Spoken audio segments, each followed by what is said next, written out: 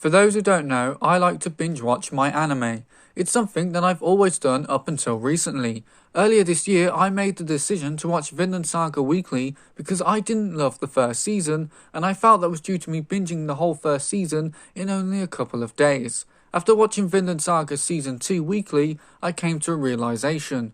1. Vinland Saga was my new favourite anime, and 2. Taking my time with the anime was instrumental in my enjoyment of it. With how successfully my weekly watching of Vinland Saga went, I decided that I would try watching more anime weekly in the future, and for summer 2023 I chose to watch 3 anime weekly. First was Bleach 1000 Year Blood War. This was because I'd actually watched the first core weekly and enjoyed it. In fact, watching Bleach weekly was one of the factors as to why I decided to try out the weekly approach with Vinland Saga. Since I'm not planning on making a video on Bleach 1000 Year Blood War until all 4 cores have released, all I'm going to say is that Bleach 1000 Year Blood War The Separation has been awesome, and I'm looking forward to the finale that even Kubo himself has been hyping up. The second was Zon 100 Bucket List of the Dead. This was due to a few reasons. Firstly, I'd heard that the manga was good, and it's not that often that we get an anime about zombies, although with Undead Unluck and surprisingly Bleach 1000 Year Blood War, we could see an uprising in zombie anime. The other reason is that the trailer just looked really good, and it seemed like the anime was going to get the adaptation it deserved. Bug Films may be a new studio, but it is made up of the same people who worked on Kami Can't Communicate, and that was more than enough to get me interested in this anime. Couple that with Zon 100 releasing on Crunchyroll, Netflix and Hulu made me even more excited as I'd be very easily able to watch it. Unfortunately, it being on these platforms seemed to be only true for America, as it wasn't on Netflix here in the UK and was absent from Disney+, which is where Hulu anime go for us. However, I still watched it and I've really enjoyed it more and more with each passing week despite the constant delays. I'm not going to say any more about Zon 100 as I do plan on making a video about it, but when that video comes out will be as easy to guess as when the next few episodes of Zon 100 come out. The final anime I chose to watch, and the reason you clicked on this video, was My Happy Marriage. There were only 2 reasons I chose to watch this anime. First was that it was going to be on Netflix. Netflix is just a very convenient place for me to watch my anime, and the second reason was that it was going to be animated by Kinema Citrus.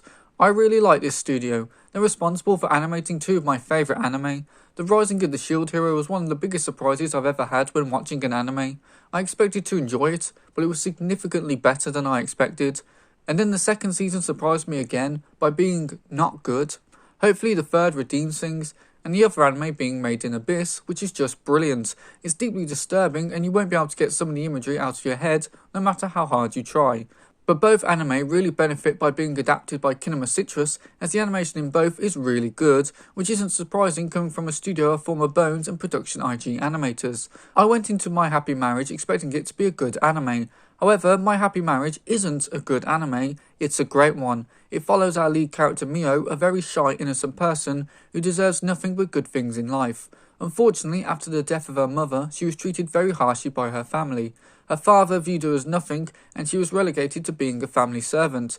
Her stepmother and half-sister mock her for her lack of supernatural powers, because this is an anime where characters have abilities, and basically just traumatise her for her entire life. Her story is very reminiscent of the one in Cinderella, except there is no fairy godmother to come to her rescue. One day, Miyo's family decide to marry her off to Kyoko Kudo, a man infamous for his harsh treatment of his would-be brides. However, Kyoko is not exactly how the rumours describe him, and the two begin to fall for one another. To go into any further story specifics would do nothing but provide unnecessary spoilers. The story overall is nothing complicated, but it's enriched by how good the 2 leads of this anime are.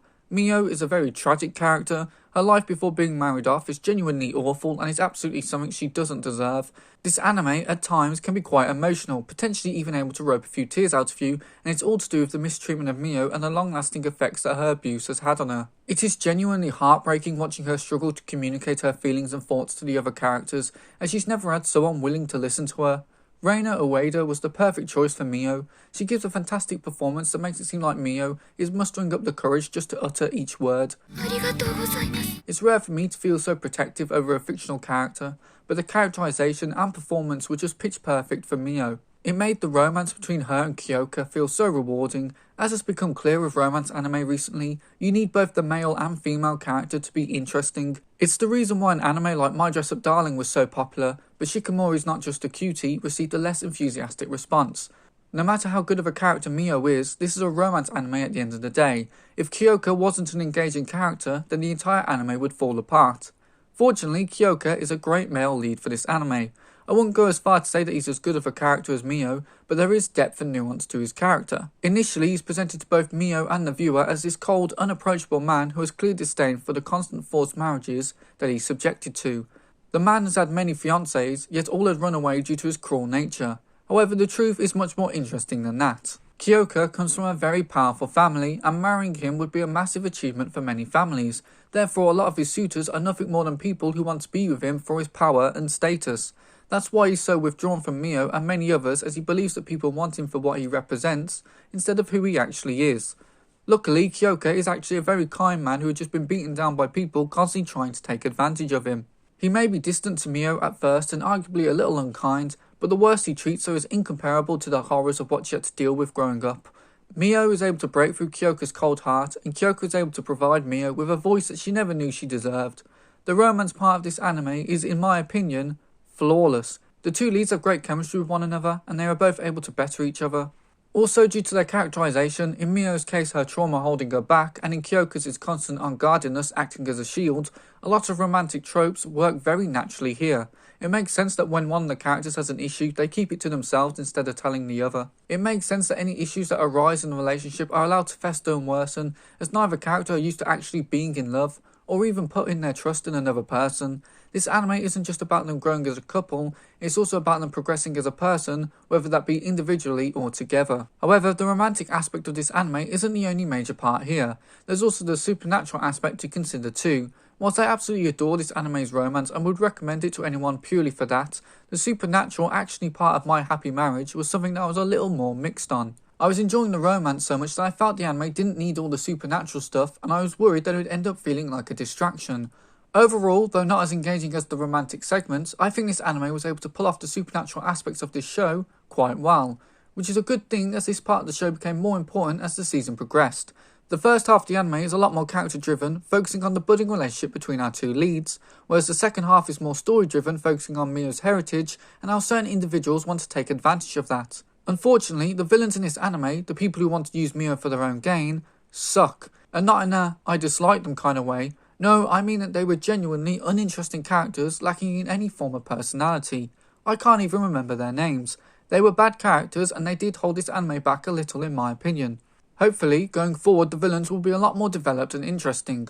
Whilst the supernatural part wasn't as good as the romantic one, and I did prefer the first half of this season, I did really enjoy the second half of My Happy Marriage Season 1. The anime didn't need the supernatural mumbo jumbo to be good, but I am glad that there is something that makes My Happy Marriage stick out from other romance anime. Honestly, it's just nice to have a romance anime that doesn't take place in a school. Plus, there are moments where the supernatural and romantic aspects of My Happy Marriage weave together, and I think this is arguably when the story is at its best. You have this superb romance being told in a way that only My Happy Marriage could accomplish.